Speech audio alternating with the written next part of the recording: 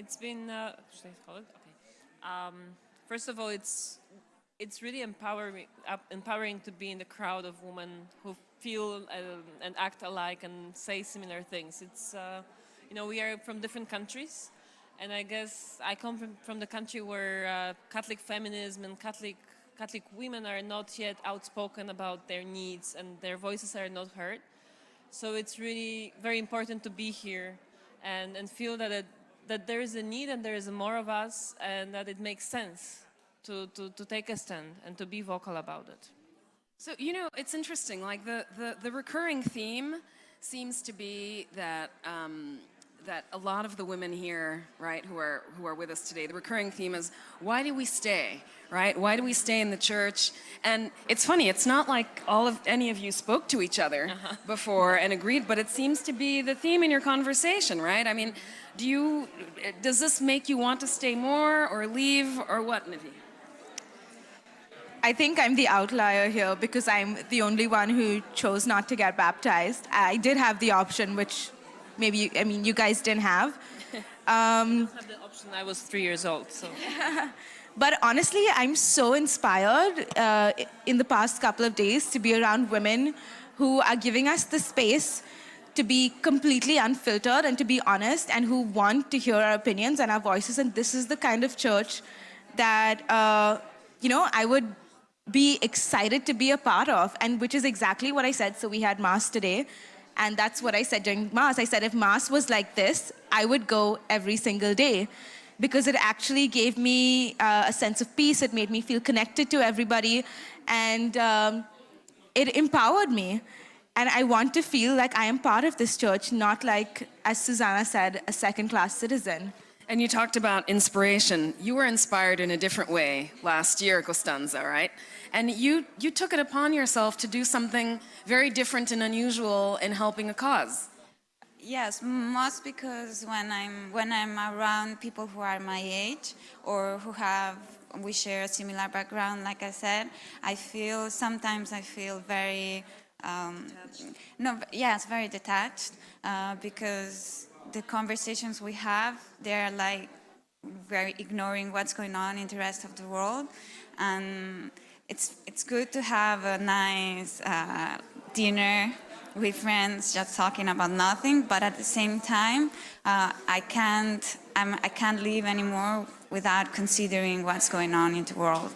After what you've heard, even here today, right? I mean, I know that since I was lucky since I was very young because I've always been, my parents, they always teach me that I was very privileged and that the others in the world were not like me.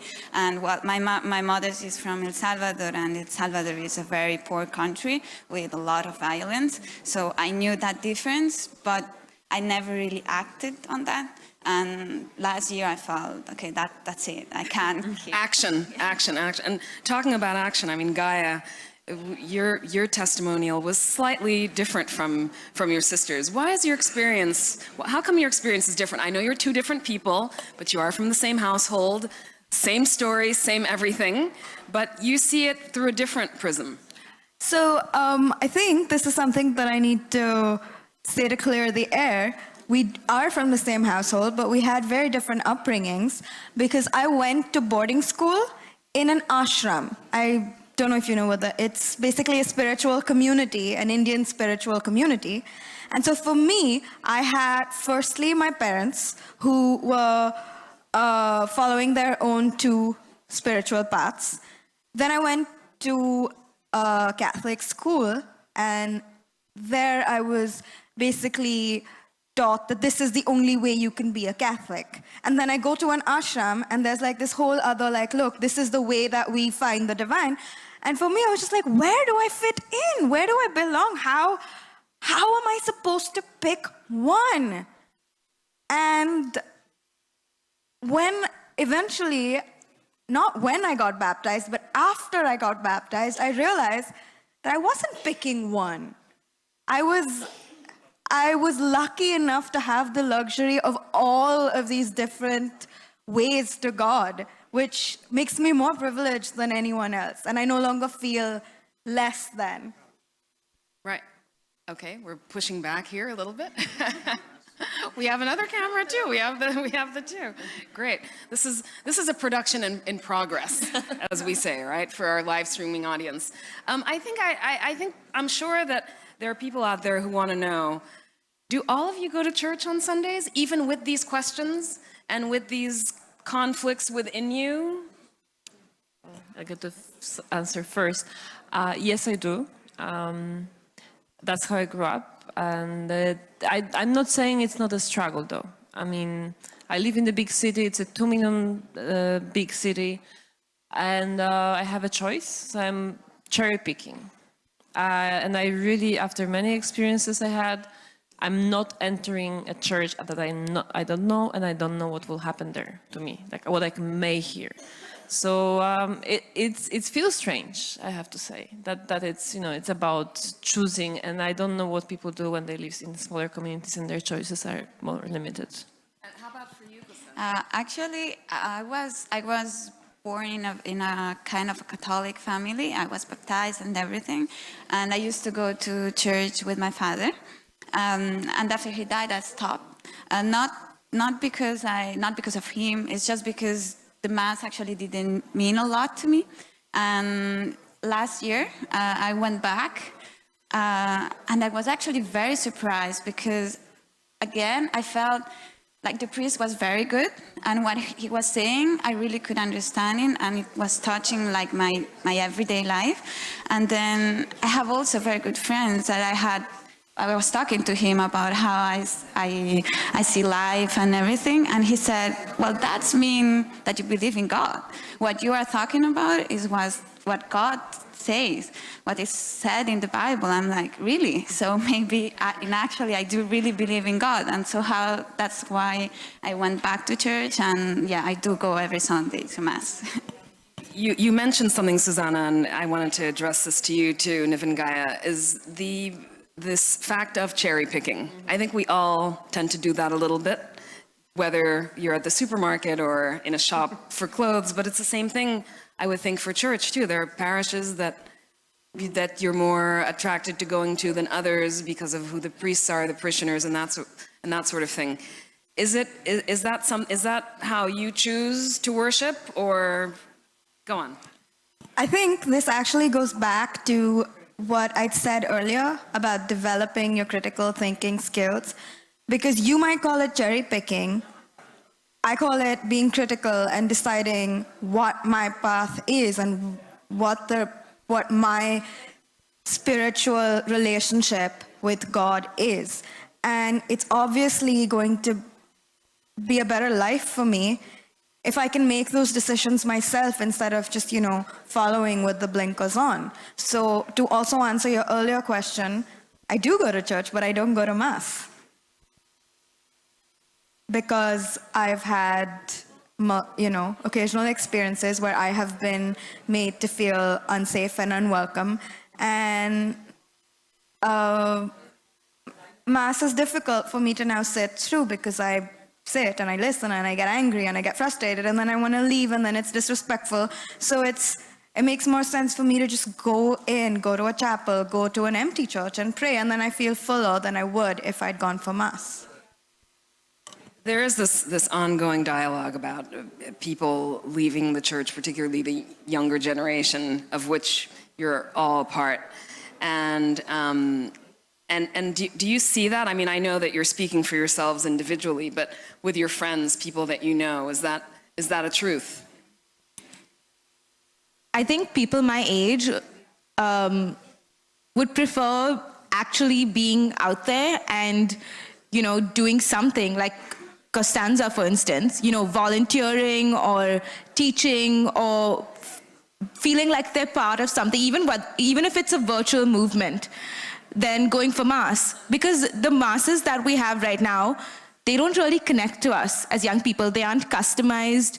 The priests have no insight into what it's like to live as a young person in today's reality. They don't understand our struggles, and to be honest, they're not trying to. They're still living with the traditions and the mindset that was, 200 years ago. So why would we waste our time going for Mass when we can actually live the gospel in real life?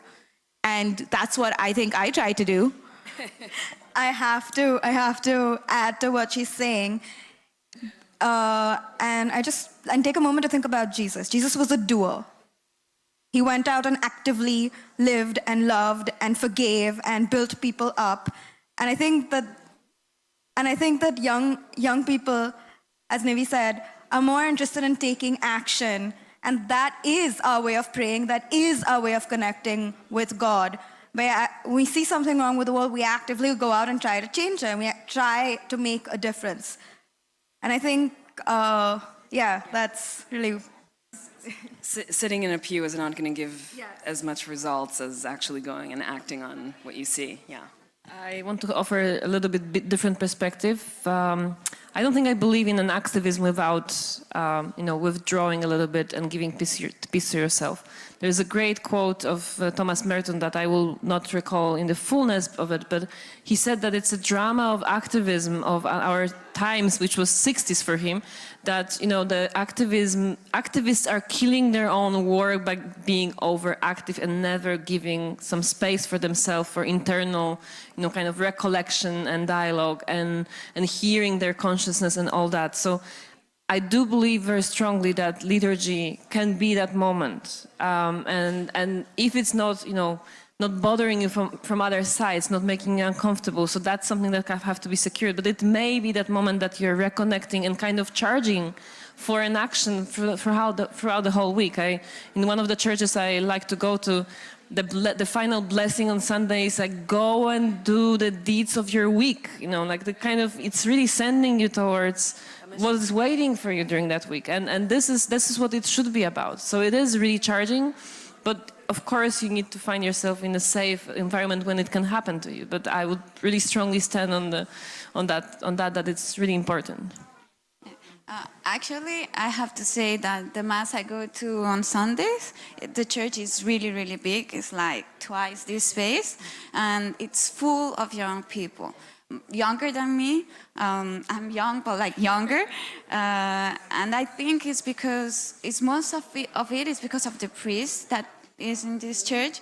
What he says is not, it's not like very far away to yeah. Exactly. It really touches like young people. It's real things. Even though he's very traditional. He has his principles, but the way he explains them, it does, yes. And the church is full of young people. Reassuring to hear. We should give it a chance. I wanted to ask you, Susanna. So you spoke right after Mary McAleese, so that was a hard act to follow. And it's a different generation. What did her words mean to you?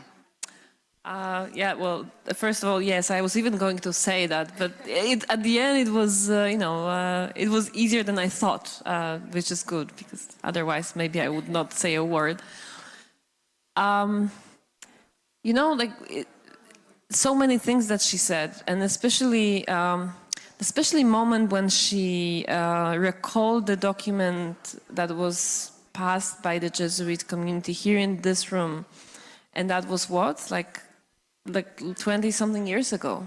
So that shows also, like, I actually have moments when I talk with the generation, let's say, of our mothers, which are bitter to hear that it was almost happening. The right words were said together, and it didn't. Which asks a question to us: how do we do this work successfully? To really to advance it, to not look at it 20 years later saying, oh, we said so nice words in this room, and someone may quote us again with this bitterness that they didn't really start to work in fact in the world. So that's a big question, how we do actually implement it, what we can do to implement, and then what everyone, because it's not about us. Ultimately, the power lays somewhere else also. So it's how to move the stakeholders of the church and make them work on our behalf too. So yeah, that was what I thought about. And how about for you ladies? What did you think of what was your reaction to her words? I think she's fantastic. I mean, if we could vote for Pope.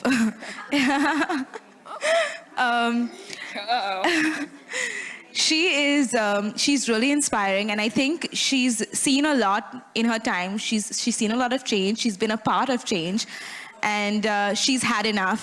And one of the comments that she made to me yesterday, because we were on the same news panel, is, "You guys aren't jaded yet." But I hope we never get jaded, and I hope that she gets to see a time where the church takes action and moves in a direction that is more inclusive, that is willing to see diversity in leadership and diversity of thought, and is more welcoming. Yeah. I think it was just great to see a call to action. I was very inspired, and I hope the people watching are also going to be as inspired as I was listening to her. No, it stirred up a few things. I think it's so interesting what Voices of Faith is, and I know this is your first one. You've attended, you've watched online, you've been there as well, and it changes every year. The platform is always varies, but it shows how many, the number of issues women are facing, no matter what. I mean, last year it was a survivor of the genocide in Burundi, as you brought up, Costanza. This year we had Wari, whose words. Tell me a little bit also about what brought it out of you when you heard her speak, because I think this was the first time you heard her words. Mm-hmm. I was crying, but I think that. So, in India, it's also, we also have a law that outlaws homosexuality. So we're facing similar struggles, not just in the church, but in society itself. And Wari and I were talking about this earlier, and we were talking about how sad it is that when you're facing opposition on one side, and then the place that you go to for sanctuary is also saying, yeah, no, sorry, we don't want you either. Where do you go? What do you do? Isn't the church supposed to be there for the people who need it the most? How do you turn a blind eye to those people? And I find it very hard to find answers to these questions. Sorry, go ahead. Well, that's, for example, what I mean when I said earlier that those are the kind of stories that could have never happened to me, because it's a completely different reality that it is here, and that's when I hear those kind of stories. And actually, it's good to have a place like this where when there's the voice for those kind of stories and people. Exactly, and that's what I would love, that other young men and women like me could be inspired and could understand that there are fights in the world which is much bigger than what we have here, and that sometimes what we fight for, it's really meaningful, and it has nothing to do with what the majority of the people in the world are fighting for, because we are not the majority in the world. Nowadays, we have people who are suffering a lot. Refugees camp that we mentioned earlier, and realities like in Uganda, and that's the majority of what is going on in the world right now. Yeah, please. So I've been watching Voices of Faith before. It just happened that I couldn't come before in none of the meetings and just listen to those women voices, but the streaming works. You can watch from Warsaw, and I'm really glad that it's done this way. And for me, it was always, in Europe, like being in a church in Europe, you get used to centralized European way of doing Christianity. So all those voices that I've heard over the years, they make you feel and think more about global church, which should be which should be so dear to us. If we are saying we are Catholic Church, Catholic meaning universal, so that I should care how people, but I should care especially about how women feel in Africa, South America, Asia. What are their concerns? Not only here in Europe, but elsewhere too. It is also my call to care about it, and as if I understand it as Catholic, as universal. So this was really this feeling that there is a broader community, and we come from different places and very different contexts, but very often we have the same concerns and we share frustrations, and we actually can find support in networking, and this global networking of women in the church. I really feel very strongly about it, because in many places I think we could get some energy from that. This is one day. It's once a year. Everybody's going to leave in a couple of days and go back to their lives. What will you be doing this time next week? And I'm going to go down. I'll be teaching a class this time. I most definitely will. This is one of the things I love about my job, is engaging with young 15, 16, 17-year-olds, and they have so many questions. And I used to think I had too many questions, and I listen to them, and I'm so happy, because I'm like, yes, this is what we need to talk about. This is what we need to think about. And I can take back stories from here to my students and say, hey, you know what? There are people making an effort. It's not just questions. There are people doing more than just asking questions. And I think that's very important. And as your mother's why girl, I know it was you too. Well, I'm going to go back to Canada, where I work as an executive recruiter for the tech industry. And my team and I, all women, by the way, by accident, but we're going to continue, putting women in leadership roles, because we think that's really necessary to offer a different perspective and to create something that is for everybody, like I spoke about in my speech earlier. And you know what? I may consider going back to Mass. Maybe they do it differently in Canada. To be honest, this is the 4th country that I've lived in. And because as children we went for Mass every day, every time I moved to a new country, I would find a church, just because the space felt so familiar to me and in a way felt like home. So even though I wasn't going for Mass, I was definitely finding my way to church. So why not, And yes, a lot of stories. That's going to happen. I'm very honored to be a part of this. There was something that was mentioned. I believe it was Mary McAleese who talked about there's been such an effort sometimes of having the appearance, of having women present, at the quote-unquote policy table, decision-making. But yet, the voice doesn't count, right? When we say, our voices count. And so just sort of the keeping up with the appearance, it's another strategy, it seems, to keep women silent by, well, if you can see them, then that means they're a part of it. But, the call to action, what will you be doing next week? And you? Mm-hmm.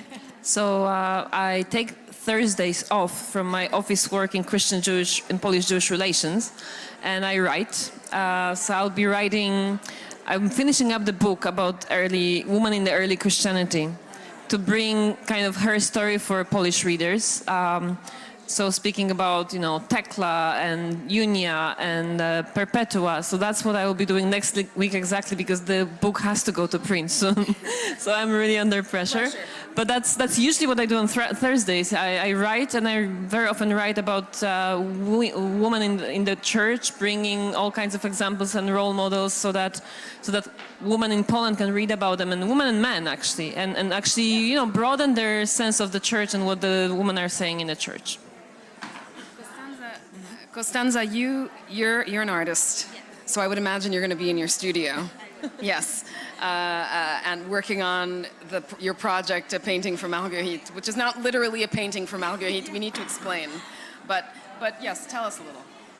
Okay, yes, I will definitely be back in my studio, because I haven't been painting a lot lately. And yes, I'll keep going on with this project. So the first time we made it, it was through a painting that I made. But the idea is to do it with involve other artists, even if I can more let's say, famous artists, so that we manage to do even bigger projects. So I'm definitely gonna keep doing that. And after Voices of Face, it gives me a new, exactly. And maybe like one of them said earlier, like build bridges instead of other, yeah. So maybe that's a way. Well, ladies, thank you very much for joining me. I know this was a little bit of a spontaneous thing. So our live streamers out there, continue watching. We will be picking up again shortly the second part.